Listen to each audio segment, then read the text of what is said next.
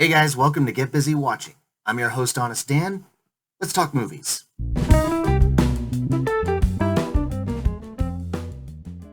Fred, I know we've had our differences, but we've discovered that there's a third island. Fire another ice ball! And they're plotting to destroy us all. Oh, crap. It's directed by Thurup Van Orman, whose work I'm not familiar with, but he has done animated projects in the past. The star-studded cast includes Jason Sudeikis from Booksmart, Downsizing, and Mother's Day. Bill Hader from Toy Story 4, Power Rangers, Popstar Never Stop Never Stopping, and will be in the upcoming It Chapter 2. Leslie Jones from Ghostbusters, Trainwreck, and will be in the upcoming Coming to America in 2020. Rachel Bloom. Rachel, why? You're too good for this. From Crazy Ex-Girlfriend, and will be in the upcoming Trolls World Tour due out in 2020. And Awkwafina from The Farewell, Ocean's 8, Storks, and will be in upcoming films Jumanji: The Next Level, due out later this year, and the SpongeBob movie, It's a Wonderful Sponge, due out in 2020.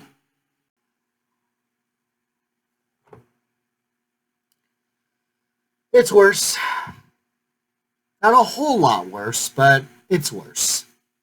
At its core, what is this movie? It's recycled humor from the last flick. You have the mime that goes, "Oh my god." You have pee-pee humor that goes on for far longer than it should. I should give credit that it's not as graphic and disgusting as the previous movie, but that is not a compliment. And also, it's just not funny. From uninspired dialogue, to painful monologues, to random breakdancing. It's just, and oh my god, several shots of pigs' butts. Just no. And this movie has far and away the most disgusting thing I have seen all year. And that is Bomb literally swimming in a tank full of pig snot and eating it. So many talented actors in this project. And they're just above this material. Has anyone checked on their families? Are they being bribed and forced into this? That's the only way I can imagine that anyone would actually say yes to this. If that wasn't bad enough, it pulls out every cliche in the book.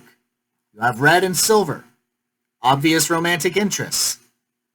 Except they do that thing where they hate each other through most of the story, but you know they're going to end up liking each other by the end of it. I'd say spoiler alert, but that would imply that would be shocking. Thanks, Angry Birds 2, but I have seen a movie before. You even have that thing where someone runs off like a coward, but you know they're going to come back at the end of the story and be instrumental to saving the day. The last 10 minutes of the movie, no less. If there's anything about the movie that I would say is the best part, is when the hatchlings hijack the story. Straight up. Like, the kids' eggs drift off into the ocean, so now they have to go and find them again. They have to go retrieve them and bring them back home. I would say that the designs for the kids is really cute, and that's kind of what pulls me through. They don't say anything particularly funny, but again, they're just kind of cute. But the comedy is very random. It's like one of them gets inflated like a balloon, and they go into space, and they hit satellites.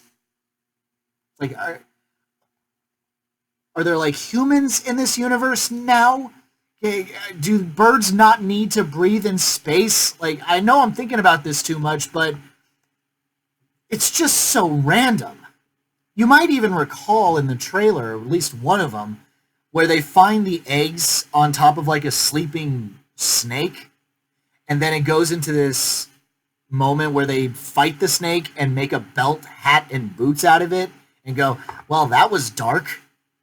Yeah, that joke goes nowhere. Means nothing, really. Because at the end of the movie, the snake comes up with a neck brace. That's it. That's all that happens. That's all that joke amounted to. So I have no idea where those snakeskin hats, boots, and belts came from. It was just a joke to be made, dark, and that was it. I legit don't even know what else to say. There's nothing here. There's no new characters that really stand out. There's no comedy that makes me go, well, that was at least kind of worth it. It's just a bad movie. Even in my theater, that was actually really packed with families, there were spells of just no laughter. It was kind of hard to watch and kind of hard to sit through. So I guess if you have kids, you know what? No, I'm gonna say it. Don't take them to see this movie. There's got to be a better Disney film. Frozen 2 is around the corner. Hold out for something that's actually of worth. That's actually worth driving to the theater, paying for the movie ticket. This isn't that movie. Just go see Frozen 2. It's not far off. My honest rating for Angry Birds 2 is a 2 out of 5.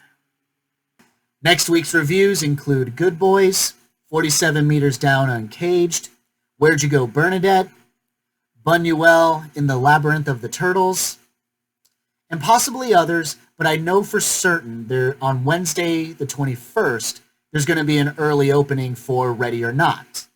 So I'm probably going to see that on Tuesday, so keep an eye out for those reviews when the time comes.